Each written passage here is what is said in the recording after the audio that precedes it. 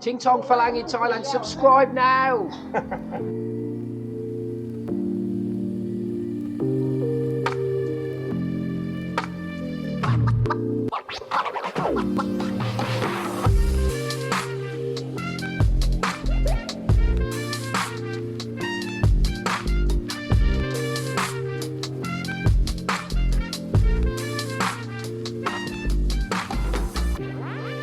Okay, back here. I'm laughing now.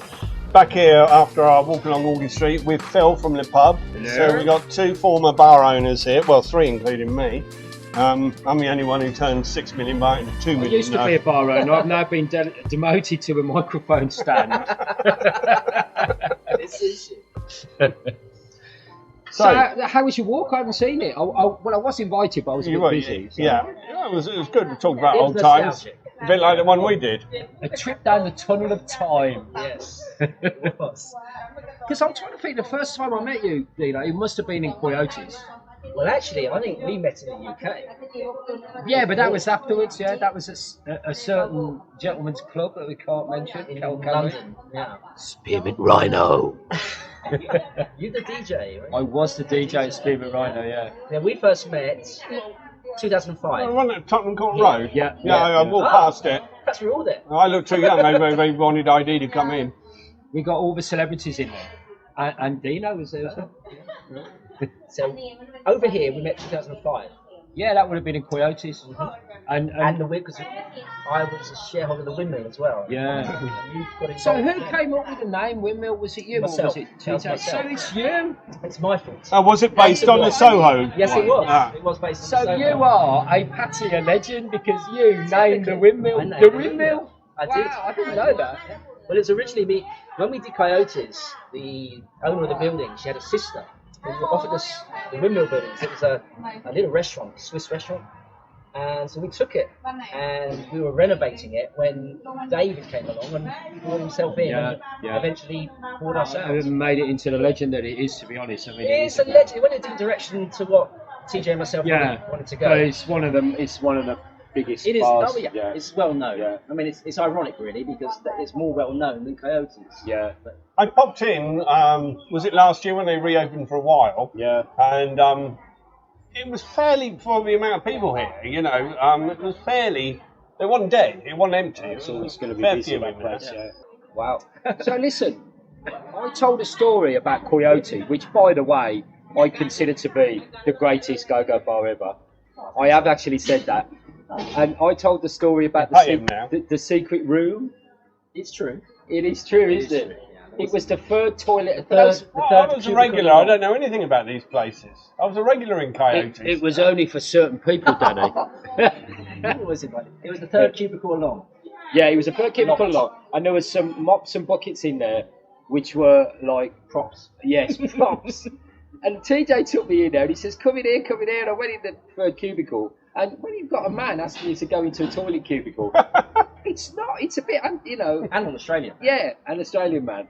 And then he locked the door, and I was going, "Oh no, what's going to go on here?" And then he put a key in the door. You just push. You push the door. Okay. Push the wall. And it was like I'd been transported into what was his name? The real Batman. Bruce Wayne's mansion. Bruce Wayne's mansion, because there was this secret door, and it was like the Batcave. Except it wasn't the Batcave. It was a room where there was the office. Okay. All we can see is the back of your head. You swing around a bit. Yeah. It was the office with bed and jacuzzi. With a bed and jacuzzi. And I remember that the whole of the bed was surrounded. It was like brickwork. It was all built. Yeah, it was all. Built. Yeah, it wasn't very comfortable. I've got to be honest. Not that I actually went on the bed. I only sat there once. With TJ. And then there's a drawer. Sounds really romantic. Do you mind if I ask Deano a question? How do I know if I mind about knowing what it is? Oh, okay. No, but I always think, what would TJ make of the scene today with all the agency girls and the ridiculous prices and the 10-day contracts or 1-day? What do you think he'd make of it? He wouldn't be impressed. It'd be too complicated for him. TJ was a creative element. Yeah. He always was. My first involvement with it, when I first met TJ, he was trying to get the money together for Heaven Above, and he got partners in on that, and I lent him some money for that. But he was creative. He couldn't have managed the complexity nowadays. The pricing complexity, the agency complexity. I mean, I bet the licensing is a lot different now to what it was then. Not really. No, not in my opinion. But I run a pretty boring bar, to be honest. I don't run a naughty bar, so. But TJ created an atmosphere, and that was his skill. And I always remember him going on ringing the bell and throwing the balls over the upstairs balcony for ping pong. Yeah, I remember you used to get on the microphone. I've got one. Okay, you used to get on the microphone and you used to go something in Thai like and I used to go scream, all the girls used to scream. And then he used to say, phalanx, make some noise, and it's like, I hate being called a phalanx by another phalanx, but it was like, he was so funny. He did create a massive atmosphere. He did, and the girls loved him. That's absolutely true. The Thais loved him, Westerners loved him, but he couldn't manage money and he couldn't run a business. Which is why, as an investor in Coyotees, I ended up working, which wasn't the intention, because someone had to manage that side of things. But he'd be disappointed how the party atmosphere isn't quite what it was now in the Go-Go's to what it was back then. Definitely. He was really into shows, and I think the shows in the Go-Go bars had their time. They were of their time. Same as table dancing. I liked your rotating carousel bed. Yes. And that came from. We bought that from London. From London, came from a carousel. Was it? It could have been. It was TJ's idea. Heaven Above originally was a bed cafe. Before it became a Go-Go. And it could have worked.